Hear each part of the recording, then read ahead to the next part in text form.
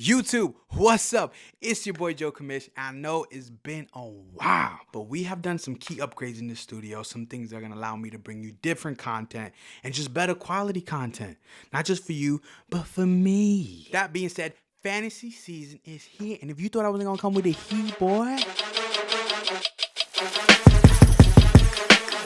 it is fantasy season. We are in the month of August, and if you're not doing research this month, then you're not trying to win. You ain't trying to be a champ. If you've been playing fantasy for years and you haven't took home a chip, a trophy, let's do this together. I'm gonna get you there. So today, I'm gonna give you some tips and tricks to fantasy football. There is a method to the madness. All right, so my first tip is you have a good draft, you have a bad draft.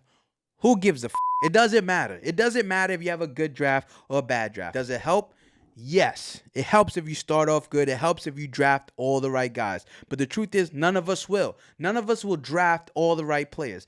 Some of our players will bust and some of our players won't. And for the most part, it's pretty predictable. Most of the guys that you pick at the top of the draft will be good. And most of the guys that will be middle to late rounds will be hit or miss. That's just the way fantasy goes. Get with it, accept it, and move forward. None of it's indicative of win. In fact, if you have a bad draft, I will tell you here today, health, waiver acquisitions, playing matchups will be more impactful on you getting a chip. A balanced team. You do not need a balanced team. The best players who produce the most points, if they are on your team, you're going to win. Let me just give you a little example. If you have two RB1s, right? So your RB2 is putting up RB1 numbers, then he'll make up for the deficit that you have at wide receiver 1 and wide receiver 2. Take the best players, the most point producing players. Take them. When you're in the draft, don't worry that you've drafted 3 running backs in a row. It doesn't matter. Don't worry that you've drafted multiple receivers in a row. It doesn't matter. So all that matters is that when you got to that point in the draft, you did not give up a better player for a lesser player just to balance your team. The next tip, and this is a pro tip. I'm telling you guys, I did this and it helped out so much for me when I found out this. Oh, hold on. Before we go any further, hit that like button, subscribe, and ding, ding, ding. Hit that little bell for notifications. Channel needs this. I need this.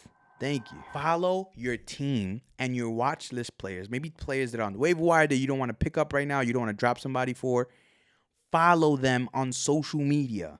Follow them on social media and on Bleacher Report. There's a little fantasy section where you get to put in your fantasy players, and Bleacher Report will actually have all the beat writers on Twitter that you don't have to follow. I don't have to follow all these beat writers for all these teams. Any tweet that has the name of your players that you put on your watch list will pop up for you on Bleacher Report. I'm going to give you a little anecdotal story. I had Le'Veon Bell year 2. Year 1 was when Le'Veon Bell came into the league and he was like 240. He was like 240 something at the combine.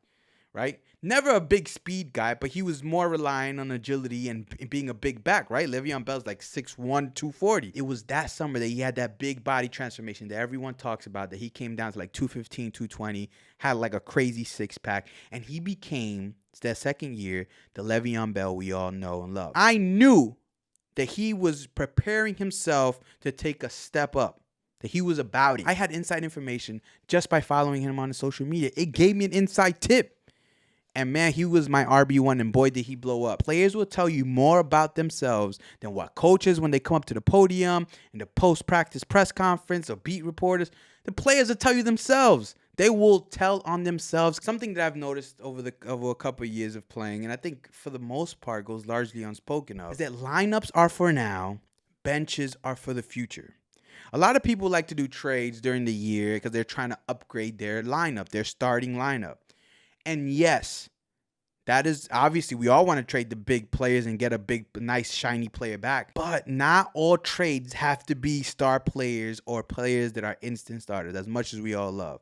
You can make and maneuver trades for bench players for bench players. You need to make a depth chart of what your bench is, right? I like to make my starting lineup, and then after that, a ranking of who is first in line in the rotation, like of my flex positions. So I have my bench players listed on who is my go-to guy from 1 all the way through 6. Even if it's just a similar player, but you feel like he has higher upside in the case of an injury, in the case something happens that he were to come into more opportunity. Make those upgrades. They are crucial because injuries are promised, brother. Injuries will happen. And that's why I say lineups are for today.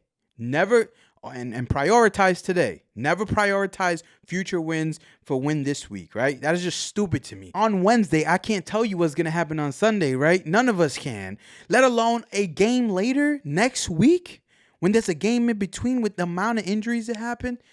Do not focus on the future so much that you sacrifice wins this week. Wins are the most important. Not points for or points against, or don't look at those statistics are fun and dandy, but the priority is wins. If I can secure a win this week, I'll worry about next week. Because next week in fantasy football is weeks away. Next thing I'm going to tell you is that rookies, just like the NFL, are a cheap commodity. Rookies, the reason the rookies are so awesome is because they go cheap in the draft, because we really don't know what they're going to be. Usually there's a couple of things that tie into why a rookie goes so cheap in the NFL or in fantasy drafts, right? There's a couple of things that tie into that. One, we don't know if they're going to be good. Just because you're good in college don't mean it's good in the NFL. We've seen that multiple times. We get busts.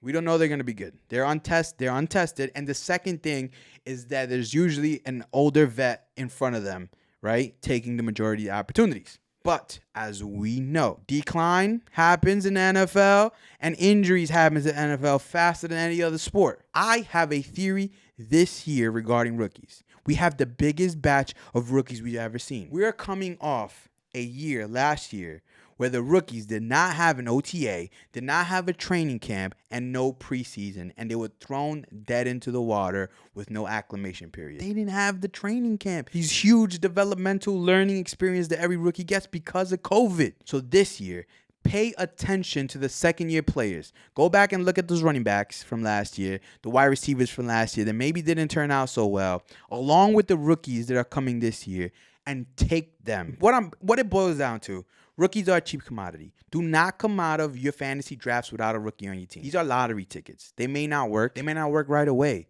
But if they come into play, especially high drafted ones, super talented, especially running backs. Running backs are known to be faster starters than wide receivers. Next thing, do not prioritize ensuring a loss to your opponent over a win for yourself. I've seen this happen. I've seen this happen in my league where guys are so emphatic about keeping away a player, right? Now, this is a strategy. It's called playing keep away is a real strategy, and I suggest we all use it. If your opponent needs a quarterback or something this week or whatever, somebody got hurt for them, and you have an open bench spot and you could just keep a player away from him, amazing. That's great defense. That's actual defense that we can implement when playing our opponents. But do not prioritize that over getting somebody for yourself. One of our owners had Patrick Mahomes. If you have Patrick Mahomes, you're not starting another quarterback unless it's a bye. He was able to pick up Justin Herbert right before blowing up, and he blew up. So you have this hot quarterback commodity that you're never going to use because you would never start Justin Herbert over Patrick Mahomes. You would just not, right? Patrick Mahomes is on a tier on his own. But he chose, instead of trading Herbert for things he needed, as in, running back help or whatever, he chose to hold on to Herbert to avoid giving him to a powerhouse team. Now, I understand the thought process, but I will never recommend that approach. Go get somebody you need. Go get them. Somebody that you can actively start and contribute to your wins on a week-to-week basis. Look what happened. The guy that he refused to trade to him ended up winning the chip anyway over me in the Super Bowl. But he ended up winning the chip anyway. And I thought that was a big wasted opportunity. Do not prioritize keeping a player away from somebody else over giving yourself a win. Okay? Positional value. Understand positional value for your leagues. Now, I understand every league is different. I think I have the best format. I'm the commissioner there. We are half-point PPR, 6 points, all touchdowns, including passing touchdowns, double flex league, no kickers, right? Kickers. Positions that have one starter are not as valuable as positions where you need to start multiple players at that position. If you need to start multiple running backs, receivers on a weekly basis, they're more important than quarterbacks. The person that won my league last year won with Mitch Trubisky as his quarterback. He was streaming quarterbacks and won with Mitch Trubisky. What does that tell you?